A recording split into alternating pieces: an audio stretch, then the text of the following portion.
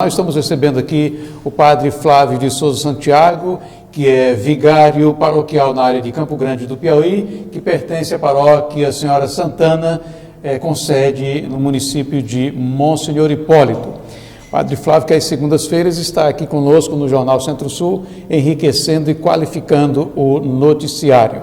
Bom, padre Flávio, recentemente aconteceu, nós falamos inclusive naquela participação anterior do senhor, o senhor falou sobre a questão dos diversos tipos de violência, inclusive que a violência tem um rosto, né? E recentemente aconteceu essa busca aí pelo Lázaro Barbosa, que foi acusado de assassinar uma família lá no Distrito Federal e também de ter cometido outro assassinato aí nessa fuga. E tem registros anteriores, inclusive. E essa situação tem sido encarada pela sociedade, assim, quase que determinados setores agindo como se justiceiros fossem. Por que isso acontece, padre Flávio? Primeiro, me cumprimento a Ivan e a todos aqueles que estão ligados, acompanhando os telespectadores que nos acompanham às segundas nesse jornal da TV Centro-Sul. Erivan, nós retomamos a um fato passado, o que não é, digamos assim, usual nos meios de comunicação, que frequentemente se preocupam em oferecer aos seus espectadores fatos atuais, não é, digamos, da pauta do cotidiano. Mas eu queria lembrar a você, provavelmente você já conhece também a quem nos acompanha, uma frase de um pensador alemão chamado Hegel, Frederico Hegel. Ele escreveu uma obra em 1820 chamada Princípios da Filosofia do Direito. E nessa obra ele diz, entre outras coisas, que a reflexão ela só chega depois que a realidade completa o seu processo de formação. Então, concluído o fato, passado o fato, é que nós temos condição de refletir, de falar, de verbalizar sobre o acontecido, como nós estamos fazendo hoje, colocando na pauta do Jornal da Centro-Sul um fato que se processou há 8 dias atrás. Inclusive, eu estava sentado nessa bancada quando falei da morte desse cidadão chamado Lázaro, dessa pessoa chamada Lázaro. Então, Hegel diz que a coruja de Minerva, ela levanta voo ao cair do crepúsculo. Quando o dia está terminando, é que a coruja, a sabedoria, faz o seu itinerário, o seu levantar de voo. Pois bem, retomando esse fato com o qual você introduziu essa nossa conversa, foi um fato que provocou muitas reflexões e muitas reações. Evidentemente, é uma tragédia já com final anunciado, porque é humanamente impossível uma pessoa fugir das forças de ordem. Eram 218 policiais, com todos os recursos que a tecnologia e as forças de segurança dispõem, procurando um foragido da justiça. Infelizmente, o desfecho dessa situação é sofrido, porque aquilo que se noticia é que numa troca de tiros, essa pessoa de nome Lázaro, trocando tiro com os policiais, terminou por vir a óbito, não é?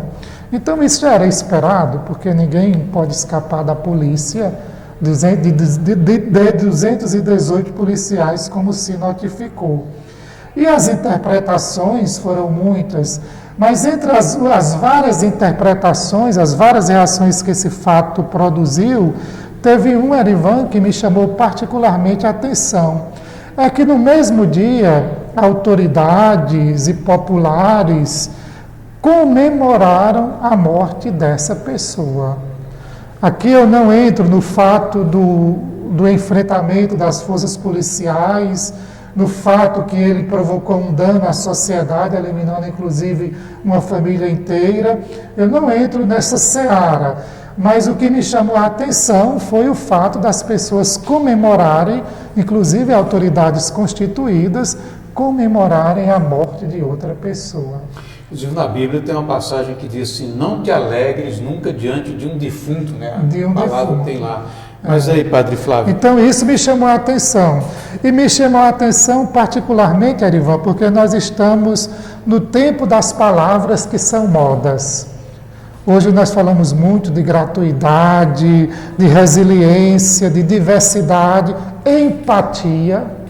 Pois é, quando se comemora a morte de uma pessoa, se denuncia que a sociedade está perdendo essa capacidade de perceber o sofrimento e de se solidarizar com quem sofre.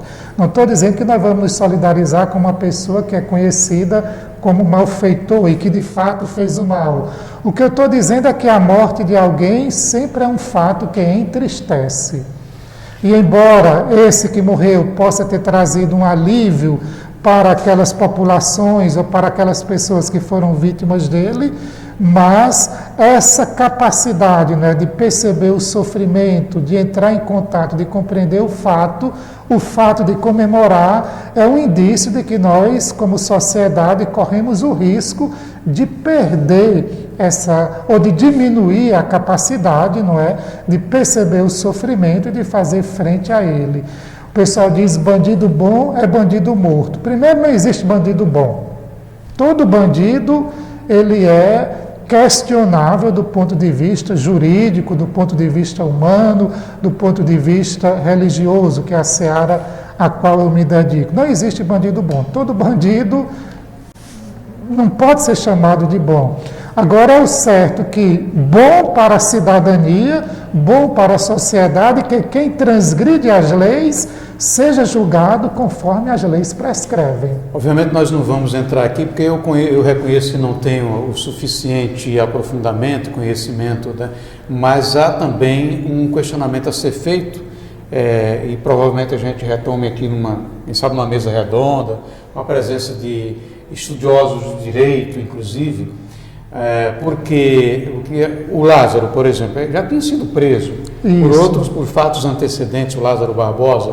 No entanto, o poder judiciário eu não chamo de justiça, pessoalmente, eu chamo de poder judiciário, porque a justiça, eu ouvi uma certa feita, inclusive de um profissional do direito, a justiça é o triunfo da coisa certa, e muitas vezes o poder judiciário está prolatando sentenças, expedindo decisões que nem sempre vão de acordo com o direito, ou seja, a afirmação da coisa certa, a consagração daquilo que é certo.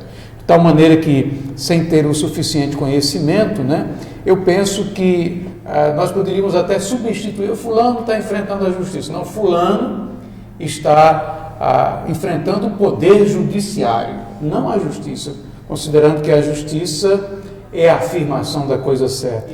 Aliás, Padre, como o senhor disse que não é um acontecimento factual do dia, né? Mas aí eu estava conversando com o Dom Alfredo, permita-me esse parênteses, no sábado próximo passado, ali na casa do Padre Chiquinho, e ele mencionou inclusive o nome do senhor, e ele disse que mais do que o furo, mais do que o fato do momento, o importante é levar alguma informação que ajude as pessoas a pensarem, a refletirem e a olhar o fato, a interpretar o fato. Ele usou essa expressão. Que para quem trabalha com comunicador, embora eu esteja nessa seara agora, mas você muito mais do que eu, se torna um grande problema, Erivan. Porque hoje o comunicador, ele tem que notificar o fato e na proporção que ele notifica o fato, ele já tem que dar a interpretação, uma possível análise. Então, fato e simultaneidade da reflexão sobre o fato vão quase juntos. Falta esse espaço do discernimento, o espaço para reflexão. Eu falava anteriormente, né? O que é o discernimento, Padre Flávio? O discernimento é esse esforço que a inteligência humana faz para, entre as várias situações, chegar àquilo que é verdadeiro. Porque a verdade ela tem um processo de maturação. E hoje, com a simultaneidade dos fatos, a comunicação e, ao mesmo tempo, a interpretação do fato, nós nem sempre temos o tempo, não é, de maturação para chegar à verdade, à comunicação. Esse caso ao qual nós nos referimos anteriormente, na hora que a pessoa teve o confronto com a polícia, que chegou a óbito, imediatamente foi comunicado pelo Carlos Andreasa, que é um dos grandes comentaristas da CBN. Ele estava lá fazendo o programa e alguém de Goiás avisou que tinha tido o confronto e esse Lázaro tinha sido, então, eliminado pelas forças policiais. Às vezes o Ibope, o fato da notícia espetacular ali, de repente, isso, de certo modo, tira um pouco essa possibilidade de se estabelecer diante do fato, ou de se colocar diante do fato, uma visão onde haja um discernimento. Uma visão onde haja um discernimento. Por exemplo, nós fazíamos referência que as pessoas comemoraram, mas comemorar a morte de alguém é um indicativo de insuficiência de humanidade. Mas isso, na hora que se está acontecendo, não se diz. Comemorar a morte de alguém significa diminuição da capacidade empática. Comemorar a morte de alguém significa que nós indiretamente aprovamos o expediente da violência para eliminar aquelas ameaças que podem surgir no seio da sociedade contra os próprios indivíduos que constituem essa sociedade. Então, o mesmo fato, ele enseja uma pluralidade de interpretações. A dificuldade hoje em dia é fazer essa interpretação, essa análise, porque, como eu disse, fato e análise parece que hoje tem a tendência de andar simultaneamente.